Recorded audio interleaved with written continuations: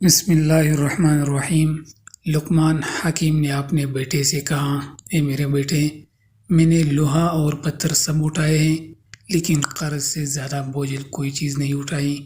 میں نے پاکیزہ چیزیں کھائے ہیں اور اچھے حالات بھی دیکھے ہیں، لیکن عافیت یعنی آزمائش سے دوری سے زیادہ لذیذ چیز نہیں پائی، اور لوگوں کی طرف اپنی ضرورتیں لے جانے سے زیادہ تلخ کسی چیز کو نہیں پایا۔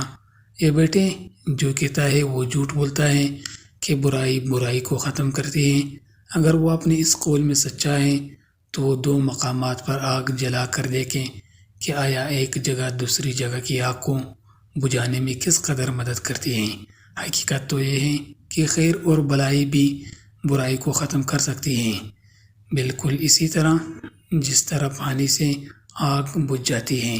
اے بیٹے، اگر کسی کو دوست بنانا چاہتا ہے تو دوست بنانے سے قبل اسے غصہ دلا، اور اگر وہ غصہ میں اعتدال کا رویہ اختیار کریں تو پھر اسے دوست بنا، ورنہ دوستی سے گریز کر سفر میں اپنی سواری پر اعتماد نہ کر۔ جب منزل قریب آ جائے تو اپنی سواری سے اتر جا۔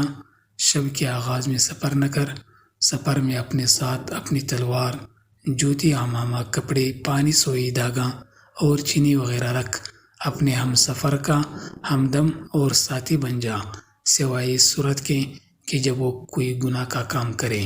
لقمان حکیم نے اپنے بیٹے سے کہا، نافہم عورتوں پر کبھی بھروسہ نہ کرو، کیونکہ وہ تمہیں نقصان کے سوا کچھ نہیں دے گی۔